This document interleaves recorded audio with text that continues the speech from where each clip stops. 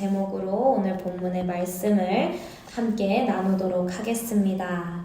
시편을 들어가면서 우리 아이들 같은 경우에는 주일학교 아이들은 처음 접해보는 책인 경우도 많았습니다. 그래서 우리 남자아이들, 말씀 읽는 것에 굉장히 많은 집중력이 필요한 우리 남자아이들을 앉혀놓고 큐티를 함께 나누는데, 큐티는 이렇게 하는 것이다. 말씀을 읽고 묵상하고 그리고 마지막에 기도로 마무리하는 것이다 라고 알려주면서 시편은 찬양의 시이다. 그래서 지금은 글자로 우리가 말씀을 읽지만 이 시 가운데에서 은유를 붙이게 되면은 이것이 찬양이 되는 것이다. 이 다윗의 시는 찬양의 시이다 라고 이야기해 줬더니 우리 하람이와 준서가 찬양을 하기 시작했어요. 그래서 그 시편의 말씀을 가지고 오 여호와여 이러면서 말씀에 이제 음표를 붙여서 찬양을 하기 시작했는데, 아마 그 찬양은 아니었겠지만 그런 마음으로 시편을 읽기를 바란다라고 이야기를 하였습니다. 바라기는 우리 한마음교회 성도분들도 시편을 읽으면서 우리 마음 가운데에 이 말씀들이 찬양으로 고백되어지기를 간절히 소망합니다. 할렐루야라는 의미는 여호와를 찬양하라라는 뜻입니다.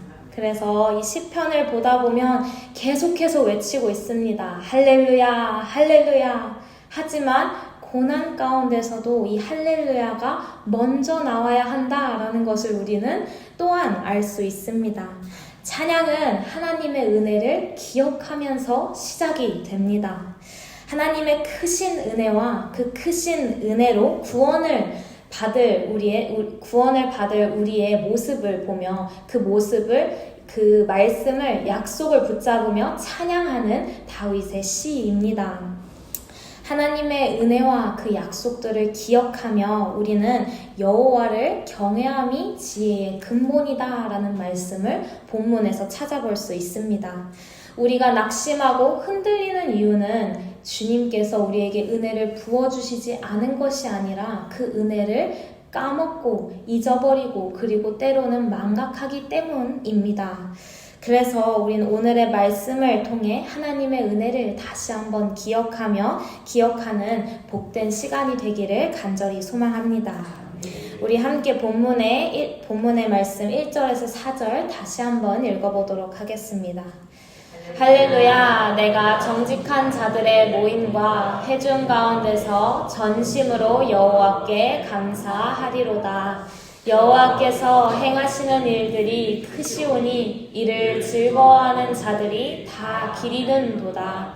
그의 행하시는 일이 존귀하고 어미하며 영원히 서있도다. 그의 기적을 사람이 기억하게 하셨으니 여호와는 은혜로우시고 자비로우시도다. 아멘.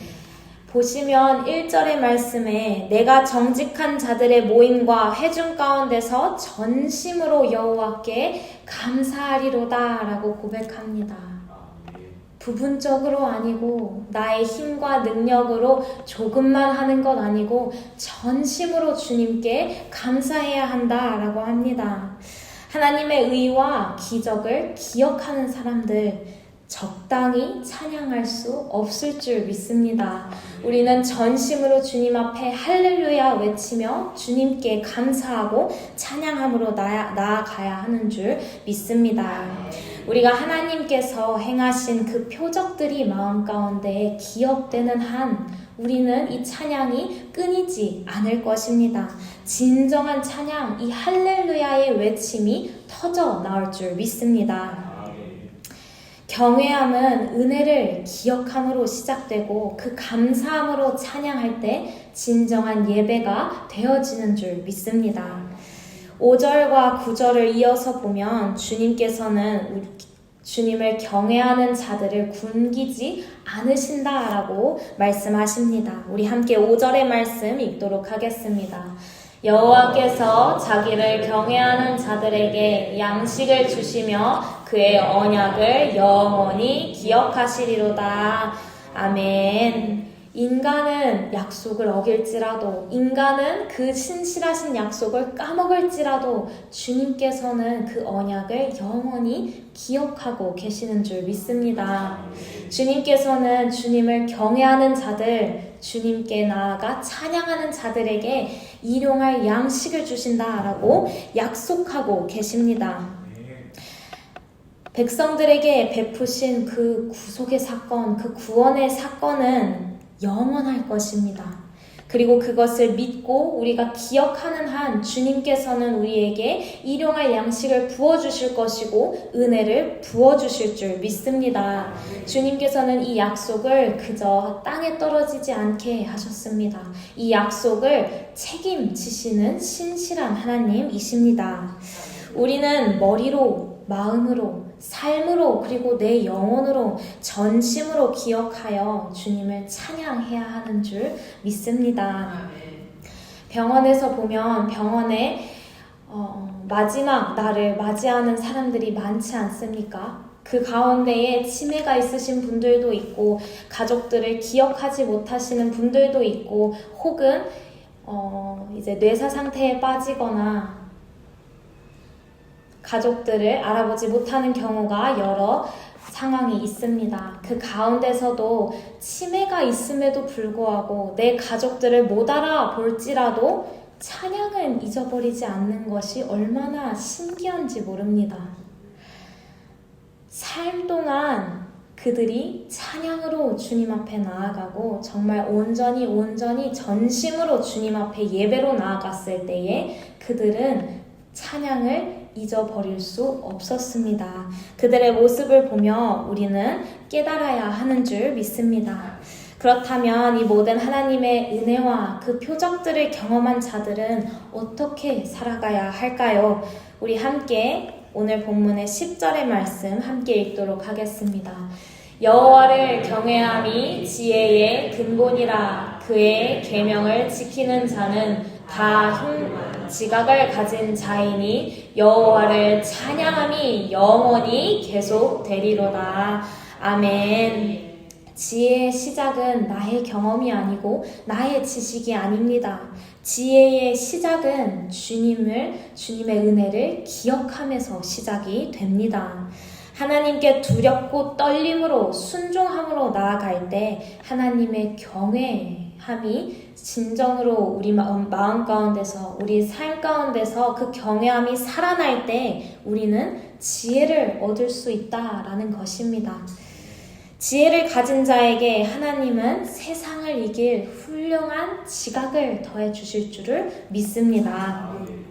그렇다면 경외한다는 것은 무엇일까요? 우리는 성경을 통해서 여러 인물들을 통해 이 경외함이 무엇인지 살펴볼 수 있습니다.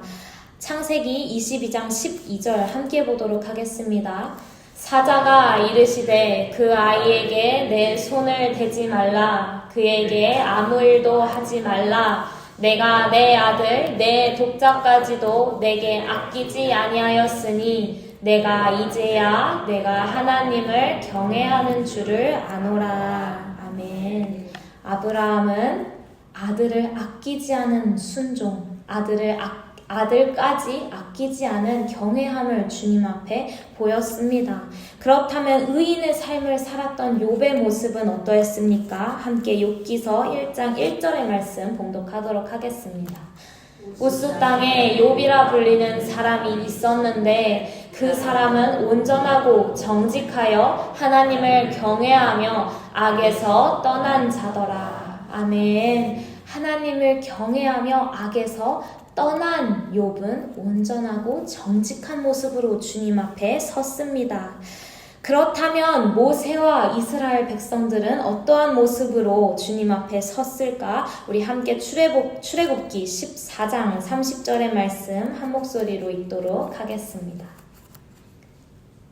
제가 읽어드리겠습니다. 이스라엘이 여호와께서 애굽 사람들에게 행하신 그 큰 능력을 보았으므로 백성이 여호와를 경외하며 여호와와 그의 종 모세를 믿었더라.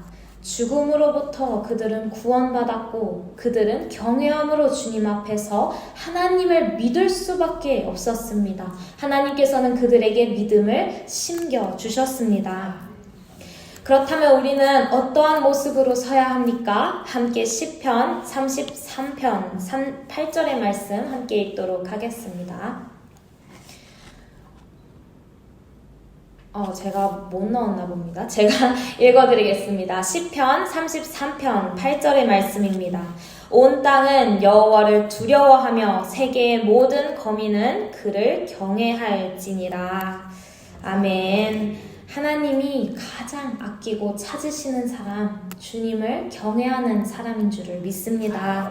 하나님만을 높이고 경외하는 사람, 왜 그 사람을 찾을까요? 함께 전도서 12장 13절에서 14절의 말씀 한 목소리로 봉독하겠습니다. 하나님을 경외하고 그의 명령들을 지킬지어다. 이것이 모든 사람의 본분이니라. 네, 본분이니라. 아멘. 모든 사람의 본분이다라는 것입니다. 주님께서는 하나님을 경외하는 것이 이 땅 가운데 있는 모든 사람의 본분이자 책임이다라고 이야기하십니다. 이어서 14절은 이렇게 쓰여 있습니다. 하나님은 모든 행위와 모든 은밀한 일을 선악 간에 심판하시리라. 아멘. 주님께서는 결국 선과 악을 심판하실 것입니다. 우리가 요나서, 나훔서를 보면서 배운 것처럼 결국에는 주님께서는 선하시지만 공의로우신 분이기에 선도, 악도 심판하실 날이 올 것이다 라고 이야기합니다. 우리가 하나님을 경외함으로 이 지혜를 기억하고 간직해야 하는 이유는 또한 무엇일까요? 세상을 살아가면서 생활의 지혜가 필요한 이유는 무엇입니까? 제가 아직도 기억나는 것이 제가 강정일 권사님이랑 대학 시절에 3년 정도 함께 살았는데 그때 강정일 권사님이 이것이 생활의 지혜이다 라면서 몇 가지 알려준 것이 있습니다. 그 중에 하나가 두부가 상하지 않으려면 뜯은 후에 소금물에 넣어놔야 두부가 상하지 않는다라는 이야기를 해준 적이 있습니다. 이렇게 생활의 지혜는 내가 살기 위해서도 필요하지만 다음 세대가 살 수 있게 전달해야 함을 우리는 알 줄을 믿습니다. 그래서 내가 살고 나의 다음 세대, 우리 아이들이 살기 위해서는 이 지혜가 꼭 필요하다라는 것을 우리는 본문을 통해 알아볼 수 있습니다. 우리가 먼저 믿음의 중심을 잡고 말씀과 기도 위에 견고히 서서 내가 살아난 후에 그리고 내 아이들에게 너희들은 이렇게 살아야 한다. 너희들은 이러한 길로 가야 한다라는 것을 보여줘야 하는 줄 믿습니다. 방황하는 다음 세대가 갈 길을 못 찾을 때 우리가 그 갈 길을 가르쳐 줄 수 있는 방법이 지혜이다라는 것입니다.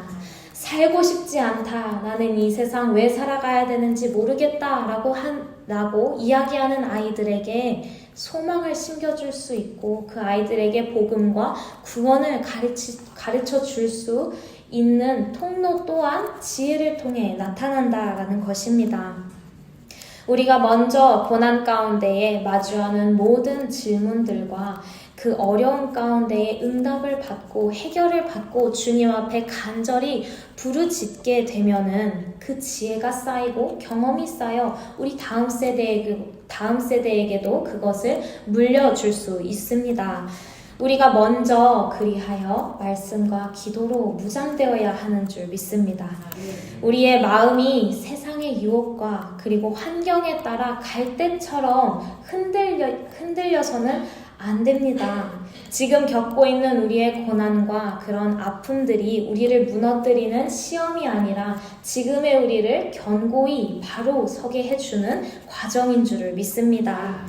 그래서 지금의 주일학교 아이들이 소수일지라도 지금 한마음교회 사람들이 지금 이 숫자에 불과할지라도 주님께서는 지금 이 가운데에 불러 모으신 사람들을 한 사람 한 사람 한 영혼 한 영혼을 말씀 위에 세우시고 기도의 자리 가운데 승리케 하셔서 이 가운데에 오는 사람들을 살려낼 수 있게 해주실 것입니다.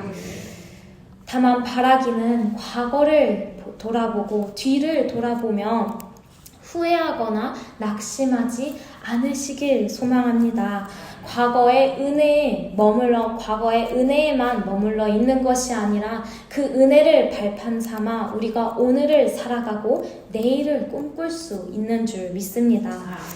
은혜를 받은 그 자리에서 한 걸음 더 나아가는 한마음교회가 되기를 간절히 소망합니다. 과거에 좋았던 때, 은혜 받았었던 그때에서만 머무는 것이 아니라 내가 지금 은혜를 누리고 내가 지금 그 은혜를 만끽하며 그 은혜를 힘입어 주님께서 보여주시는 그 표대를 향해 우리가 달려가기를 포기치 않기를 소망합니다. 이 은혜를 기억하고 하나님의 말씀으로 현재를 살아낼 때 그 하늘 소망도 저절로 주님께서 부어주실 줄을 믿습니다. 인생의 참된 통찰력과 지혜는 오직 하나님만을 경외하는 자에게만 주어집니다.